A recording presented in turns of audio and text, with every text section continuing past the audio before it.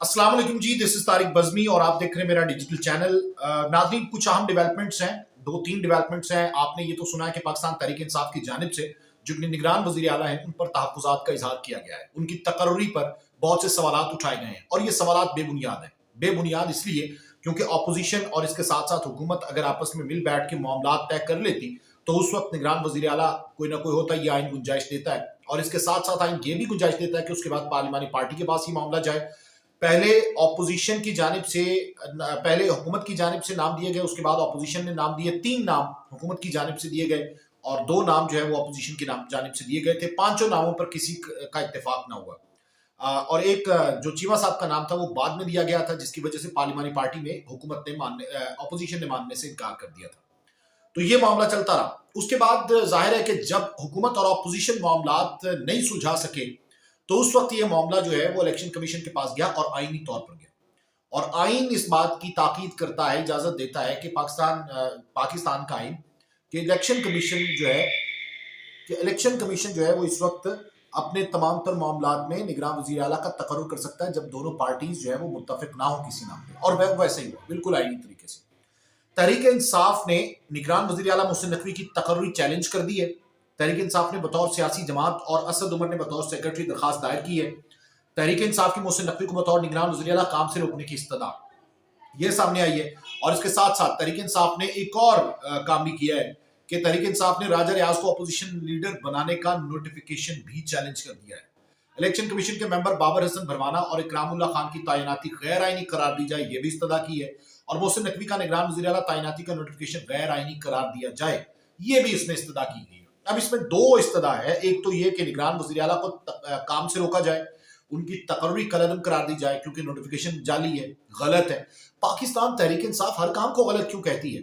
राजा रियाज opposition leader अगर हैं तो पाकिस्तान तहरीक इंसाफ के ही हैं। जाहिर है, ये अलग बात है कि उनके इख्तलाफात हैं और तहरीक इंसाफ नहीं चाहती कि वो अपोजिशन लीडर हैं क्योंकि उनका मुका है पीडीएम के साथ। और जो पहले मामला चले, जिस तरीके से इस्तीफे मंजूर हुए, और जब आप पहले कहते थे कि इस्तीफे मंजूर होने चाहिए, तमाम तर लोगों ने इस्तीफे दे दिए, तो अब मंजूर होंगे तो जाहिर है कि हुकूमत अपना इकदाम उठाएगी, अपनी चाल चलेगी। और हुकूमत की चाल में सबसे बड़ी जो गोट है वो आप लोगों की है क्योंकि आप लोगों ने पहले इस्तीफे दिए हैं, तो वो जब चाहे कबूल कर लें। इस्तीफे अगर चैलेंज करते तो फिर कोई फायदा हो सकता था। इस्तीफे चैलेंज करते, रिट कर देते तो यकीनन कि जी हमसे पूछा नहीं गया। आइन तो इस बात का कहता है ना कि पूछा जाए। ये अलग बात है कि तमाम लोग जो है वो पहले से इतने अरसे से नोटिफिकेशन जो है वो इस्तीफे पड़े में, तो किसी ने उस पर एतराज नहीं किया या कोई उससे मुनहरिफ नहीं हुआ। जो मुनहरिफ हुए उनके इस्तीफे जो है मंजूर नहीं हुए। तो ये जो बुनियाद है ये तो ठीक है कि आप इस्तीफे चैलेंज कर दें, आप जो स्पीकर का एक्ट है वो आप चैलेंज कर दें, लेकिन आपने निगरान वज़ीर आला का एक्ट चैलेंज कर दिया कि निगरान वज़ीर आला को रोक दिया जाए। इससे कुछ नहीं होगा क्योंकि वज़ीर आला का तकर्रुर, निगरान वज़ीर आला का तकर्रुर जो है वो इलेक्शन कमीशन ने किया है। आप तो मुत्तफिक ना हो सके तो आइन तो इस बात की इजाजत देता है, तो आप कैसे कह सकते हैं कि नोटिफिकेशन रोका जाए और निगरान वज़ीर आला को काम करने से रोका? ये आखिरी चाल है वैसे जो पाकिस्तान तहरीक इंसाफ चल रही है, इसके अलावा नहीं है और कुछ इसके पास। सड़कें ही है फिर, क्योंकि हुकूमत तो आप पहले गिरा चुके हैं, असम्बलियां तहलील करके आप हीरो तो बन गए, पॉपुलर तो हो गए, लेकिन पाकिस्तान तहरीक इंसाफ की जो स्ट्रेंथ है वो बड़ी कम हुई है। जो लीगल पोजीशन है वो बड़ी कम हो गई है। कम क्या, खत्म हो गई है। बल्कि अब सड़कों पे आप एहतजाज करें, आप बाबा करें, आप इदारों को बुरा भला कहें, उसके बाद एफआईआर भुगतें जैसे फवाद चौधरी भुगत रहे हैं, तो फिर यही होगा। लेकिन अब जो लीगल स्टैंड है वो बिल्कुल खत्म है। लीगल ऑप्शन कोई नहीं है पाकिस्तान तहरीक इंसाफ के पास। ये जो आखिरी ऑप्शन है, आखिरी पत्ता वो खेल लिया इन्होंने।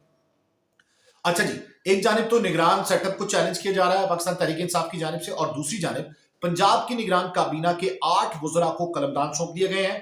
और इन वज़रा में निगरान सूबाई हुकूमत ने वज़रा को कलमदान सौंपे जाने का नोटिफिकेशन भी जारी कर दिया है, जिसके मुताबिक बिलाल अफजल को कम्युनिकेशन एंड वर्क्स और एक्साइज एंड टैक्सेशन का कलमदान दिया गया है। एसएम तनवीर को energy industry and commerce, doctor Javed Akram specialized health care और मेडिकल एजुकेशन के वजीर होंगे। इसके साथ साथ Ibrahim Murad local government, doctor Jamal Nasir primary and secondary health care, Azfar Ali महकमा औकाफ, ज़कात उशर और मंसूर कादिर महकमा हायर एजुकेशन एंड स्कूल्स के वजीर होंगे।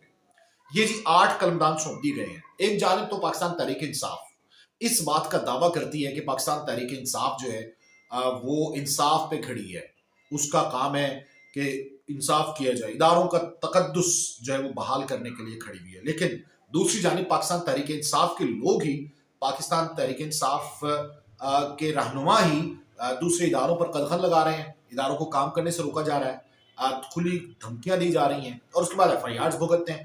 اب پاکستان تحریک انصاف سے غلطی تو ہوئی ہے, پامالی تو ہوئی ہے کہ جی آپ نے اسمبلیاں تحلیل کر دی, ادھر سے آپ نے گورنر KPK کو بھجوا دی, وہ KPK اسمبلی تحلیل کر دی, ادھر سے پنجاب میں آپ نے تحلیل کر دی, اور آپ کہہ رہے ہیں کہ آپ جو ہیں وہ الیکشن کا نوٹیفکیشن کو کریں, جاری کریں, الیکشن کروائیں. اب یہ بھی نظر آ رہا ہے کہ الیکشن شاید ہوں ہی نہ, یا تو فائنینشیل ایمرجنسی لگا دی جائے, یا اس حکومت کو نگران سیٹ اپ کو جو ہے وہ تھوڑا طول دیا جائے تاکہ فائنینشیل کنڈیشن تھوڑی بہتر ہو جائے, یا فائنینشیل ایمرجنسی لگائی جائے اور اس کے بعد جو ہے وہ فوج آ جائے, مارشل لا لگ جائے. یہ آپشن جو ہے وہ زیر غور ہے, اور پاکستان تحریک انصاف کو اس بات کا پتہ چل گیا, تب سے صفوں میں کھلبلی مچ گئی ہے کہ ایسا بھی ہو سکتا ہے, اور ایسا ہو بھی سکتا ہے. ظاہر ہے کہ جب فائنینشیل ایمرجنسی لگے گی تو پھر الیکشن کیسے ہو سکتے ہیں, کیونکہ ملک کے پاس $3.6 بلین کے ذخائر موجود ہیں, اس میں انہوں نے امپورٹ بھی کرنی ہے اور تمام تر معاملات بھی دیکھنے. اچھا جی, ایک اور جو میں نے پچھلے ویلاگ میں ڈسکس کیا تھا کہ فاروق حبیب کے خلاف کارروائی کا فیصلہ کیا گیا ہے. اب اطلاعات یہ آ رہی ہیں کہ فاروق حبیب کے خلاف FIR کا اندراج ہو رہا ہے, اس میں پولیس گاڑی چھیننے, سرکاری اسلحہ لوٹنے, پولیس کا وائرلیس سیٹ چھیننے, اور 2 درجن پولیس والوں کو مارنے پیٹنے, شدید زخمی کرنے, پھر اور ان پولیس والوں کے پیسے لوٹنے پر FIR کا اندراج ہوگا.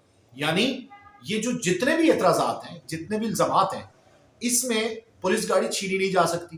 یا آپ نے فاروق حبیب کا وہ ایکٹ دیکھا ہے جو وہ کہ بالکل غلط ہے.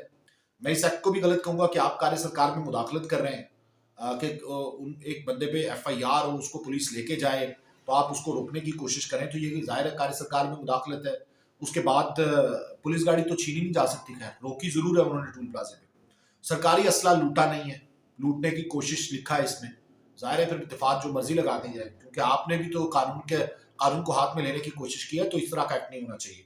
اس کے بعد پولیس وائرلیس سیٹ چھیننے, یہ بھی دیکھیے کہ ہاتھا پائی, پولیس وائرلیس سیٹ چھیننا, گاڑی چھیننے کی کوشش, ملزم کو چھڑانے کی کوشش, یہ کر دیتے تو بہتر تھا. اور 2 درجن پولیس والوں کو مارنے پیٹنے. 2 درجن پولیس والوں کو کون مار پیٹ سکتا ہے؟ یہ پنجاب پولیس کے شی جوان ہیں, ان کو کون مار پیٹ سکتا ہے؟ یہ FIR خیر مجھے لگتا ہے کہ جیسے ہی پروسیکیوشن میں جائے گی تو اڑ جائے گی یہ. اور ان پولیس والوں کے پیسے لوٹنے پر, پیسے بھی پولیس والوں کے لوٹے جا رہے ہیں. یہ جج بھی ہنسے گا کہ یہ کس قسم کی FIR کا اعتراض آپ کر کے لے آئے ہیں پولیس والے کو. خدا کے لیے کوئی آپ بھی سالڈ ریزن جو ہے وہ تلاش کیا کریں. آپ یہ کروا سکتے تھے کہ انہوں نے کار سرکار میں مداخلت کی ہے, ٹھیک ہے, ان پر 506 کا پرچہ ہو جاتا. اس کے ساتھ ساتھ یہ بھی کروا سکتے تھے کہ انہوں نے مطلوب ملزم کو جو ہے وہ اریسٹڈ ملزم کو چھڑوانے کی کوشش کی, اس پہ بھی ان کا اچھا پرچہ بنتا تھا. یہ باتیں تو ماننے والی ہیں, لیکن یہ باتیں آپ کی ماننے والی نہیں ہیں کہ آپ نے کہ فاروق حبیب نے گاڑی کو روکا اور اس کے بعد جو ہے انہوں نے درجن بھر پولیس والوں کو مارا ہے, اور اس کے ساتھ ساتھ ان کو شدید زخمی کیا ہے, پھر پولیس وائرلیس سے چھیننے کی کوشش کی ہے, گاڑی چھیننے کی کوشش کی ہے, پولیس کا اسلحہ لوٹنے کی کوشش کی ہے. ادھر فاروق حبیب ہے, ان کے ساتھ 2-3 لوگ ہیں, اور اس کے ساتھ ساتھ وہاں پہ 2 درجن پولیس والے ہیں. یہ بھی بات ذہن میں رکھیں. تو یہ FIR خیر اتنا وہ نہیں ہے, اس میں جو دفعات لگائی ہیں وہ اتنی قابل ذکر نہیں ہے, اور مجھے یقین ہے بلکہ امید ہے کہ یہ جو FIR ہے جیسے ہی جج کے سامنے جائے گی, عدالت میں جائے گی, تو یہ FIR اڑ جائے گی, یا پولیس پر اعتراضات لگا دیے جائیں گے کہ ان کی کارکردگی پر, اور اس کے ساتھ ساتھ انہوں نے جو FIR کا اندراج کیا ہے. بہرحال اس وقت گوماگو کی صورتحال ہے. محسن نقوی تو کام جاری رکھیں گے, نگران وزیر اعلیٰ. میں آپ کو پہلے بتا رہا ہوں کہ استعفوں کے معاملے پہ یہ ریٹ کرتے تو اس کا فائدہ ہو سکتا تھا, لیکن اور یہ قومی اسمبلی میں واپس جا سکتے تھے, لیکن اس جو یہ لے کے جا رہے ہیں عدالت میں, جو چیلنج کیے تقرری نگران وزیر اعلیٰ کے نوٹیفکیشن کو, اور اس کے ساتھ ساتھ راجہ ریاض کے حوالے سے, تو یہ کوئی قابل ذکر جو ہے وہ اعتراضات نہیں ہیں, اور اس کو انڈوس میرے خیال میں جو ہے وہ نہیں کیا جائے گا, کیونکہ یہ الیکشن کمیشن نے بالکل آئینی اختیار اپنا استعمال کرتے ہوئے یہ سب کیا ہے. خیر اب پاکستان تحریک انصاف سڑکوں پہ, حکومت کوئی نہیں ہے اس کے پاس, اور جو قومی اسمبلی میں بچی کچھ عزت تھی وہ بھی گنوا لی استعفے دے کے, اور اس کے بعد حکومت نے بھی یہ ایک بڑا کارنامہ انجام دیا کہ انہوں نے بھی اس کو قبول کر لیا. طارق مزید کو اجازت دیجیے. اللہ حافظ.